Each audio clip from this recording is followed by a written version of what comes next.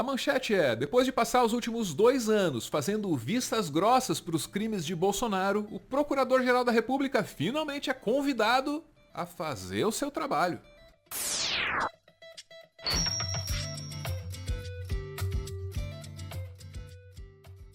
Procurador-Geral da República é uma figura muito, mas muito importante no nosso arranjo institucional. O cara é nada menos que o chefão do Ministério Público. Cabe a ele manter na linha os mais altos escalões da classe política brasileira. Sabe a galera do foro privilegiado? Pois é, cabe ao Procurador-Geral propor ações penais e cíveis contra essa gente.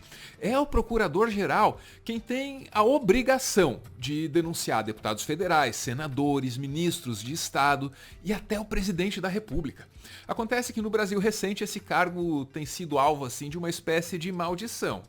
Entre 2013 e 2017, período que inclui o auge da Lava Jato, é bom lembrar, o procurador era o Rodrigo Janot, um alcoólatra no limite da funcionalidade, um cara instável que chegou aí ao Supremo Tribunal Federal com arma escondida lá para matar um ministro da Suprema Corte, o Gilmar Mendes. O Janot, ele mantinha no gabinete dele uma tal farmacinha. Eu sabia há muito tempo da tal da farmácia no gabinete dele. E nunca explorei. Nunca explorei, publicamente. Agora que ele escreveu, eu posso dizer. Mas me dizia o seguinte, ó, se você chegar depois das 9h30 para conversar com o Janot, dependendo do dia,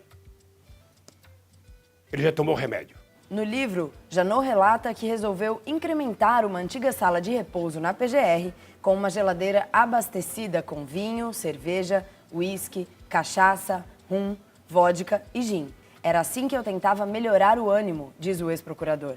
Na hora do aperto, quando a turma estava arrancando os cabelos, a farmacinha cumpria uma função terapêutica. Essa gente, sabe, não tem noção da responsabilidade do cargo que exercem. Quanto mais forte a instituição, mais responsável tem que ser os membros da instituição. Aí depois desse período bagunçado aí do Janot, veio a Raquel Dodge. Depois dela, aí sim, o Augusto Aras. E a primeira coisa que você precisa saber é que o Augusto Aras, ele foi parar no cargo de maneira atípica, de maneira esquisita, de maneira suspeita, quem sabe até imoral, apesar de inteiramente legal. Deixa eu tentar te explicar. Normalmente, os procuradores elaboram uma listinha com os candidatos a procurador-geral. Aí o presidente vai lá, tira o nome dessa listinha e manda o Senado aprovar ou rejeitar esse nome aí do escolhido. Sempre foi assim. Essa é uma daquelas regras não escritas da República, é uma tradição. Só que aí, quando chegou a vez do Bolsonaro apontar um procurador-geral, ele olhou para essa lista aí e disse: caguei! E tendo deixado a lista de lado, o Bolsonaro escolheu o Augusto Aras. Agora, houve aí o presidente da República falando sobre o cara que tem a obrigação de denunciar o presidente da República quando ele comete seus crimes. Prezado doutor Augusto Aras, Procurador-Geral da República, senhora Maria Mercedes Aras, também agradeço a Deus por conhecê-los. Confesso, Aras, que foi respeitosamente um amor à primeira vista. No momento, depois dessa gravata verde e amarela dele, só faltou...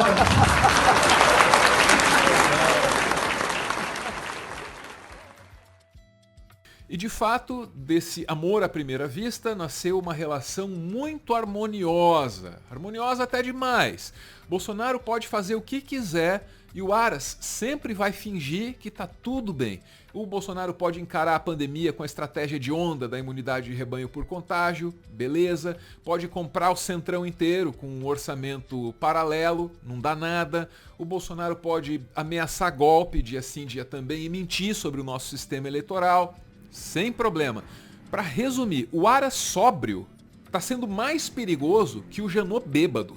Some isso ao aparelhamento que o Bolsonaro promoveu na Polícia Federal, some isso às Forças Armadas, ameaçando o golpe toda hora, tentando intimidar a CPI da Covid, e o que você tem é uma estrutura, uma rede de proteção que o Bolsonaro montou para se manter impune. Dentro dessa rede de proteção, o Aras é uma peça fundamental. E olha, o presidente se orgulha de ter montado essa rede de proteção em torno dele. Vão me investigar. Será que vão dar uma sentença, fazer uma busca e apreensão na Alvorada, como fazem com o povo comum aí. Será que vão fazer isso? Eu vou mandar quem aqui? A PF ou as Forças Armadas? Agora, por que é que o Aras aceita se prestar esse papelão? Por que é que esse cara tá aceitando entrar pra história? Desculpa os termos, mas não tem outro jeito, como uma cadelinha do Bolsonaro. Olha, o Aras tem os interesses dele. Ele quer ser ministro do Supremo, então ele faz tudo que o Bolsonaro quer porque ele tá de olho nessa vaga. Acontece que o Aras pode estar cometendo um erro de cálculo. Saca só esse editorial recente aqui da Folha de São Paulo, chamado Ensaio de Ditador. Olá, falta ao procurador Augusto Aras perceber que a vaga que ele ambiciona no STF de nada valeria em um regime de exceção. Falta ao deputado Arthur Lira perceber que a pusilanimidade de hoje não seria recompensada com mais poder em uma ditadura. A deliberação sobre os pedidos de impeachment torna-se urgente. Da mesma maneira, os achados e as conclusões da CPI da pandemia devem desencadear a responsabilização do presidente. A Procuradoria cumpre exercer a sua prerrogativa de acionar criminalmente o chefe de governo. A inação do Aras e do Lira põe em risco a democracia. É preciso reagir até pela própria sobrevivência. Gente, até aqui o Aras arregou o Bolsonaro de tudo quanto é jeito e não sofreu consequência alguma. Só que a maré pode estar virando, Como você sabe, o presidente do Supremo Tribunal Federal cancelou uma reunião com o Bolsonaro porque concluiu que não tem mais conversa, não dá para dialogar. Diante dessas circunstâncias, o Supremo Tribunal Federal informa que está cancelada a reunião outrora anunciada entre os chefes de poder, entre eles o presidente da República. E de fato, não dá para dialogar mesmo. Ouve aí as palavras que o Bolsonaro usa para se referir a um outro ministro lá do STF, o Barroso. Filho da puta, ainda atrás, hein? Filho da puta do Barroso. É só porque está protegido pelo Aras que o Bolsonaro se permite usar essa linguagem aí. Mas o que importa mesmo nesse momento é que, no exato instante em que avisou que não fala mais com o Bolsonaro, o Fux do STF pediu para falar com o cara que devia fiscalizar o Bolsonaro. Ele pediu uma reunião com o Aras. É claro que ninguém sabe o que rolou nessa reunião, que foi a portas fechadas, e o melhor que a gente tem é um relato do próprio Aras, relato que foi colhido pelo Caio Junqueira da CNN.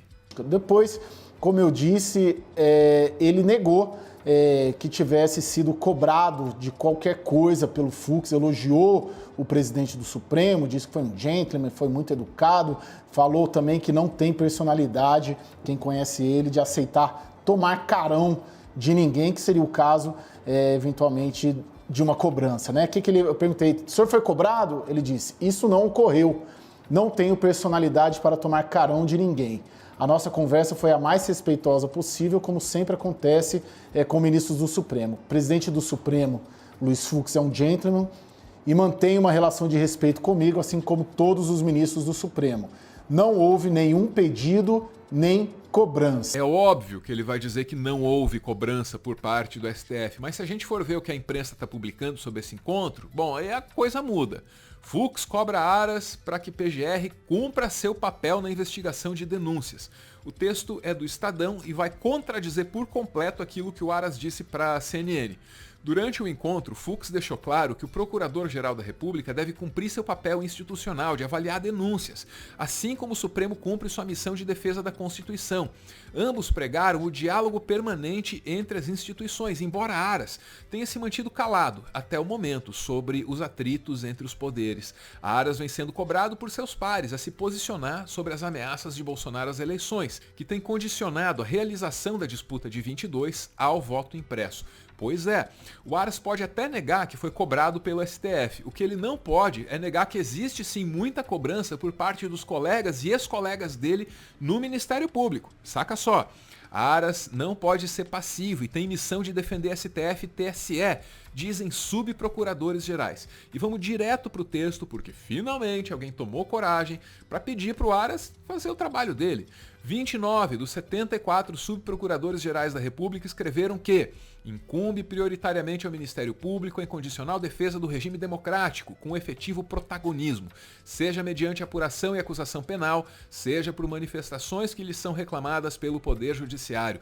O grupo afirmou ainda que, na defesa do Supremo Tribunal Federal e do Tribunal Superior Eleitoral, de seus integrantes e de suas decisões, deve agir enfaticamente o Procurador-Geral da República, que, como Procurador-Geral Eleitoral, tem papel fundamental como autor de ações de proteção da democracia, não lhe sendo dado assistir passivamente aos estarrecedores ataques àquelas cortes e seus membros, por maioria de razão, quando podem configurar crimes comuns e de responsabilidade e que são inequívoca agressão à própria democracia.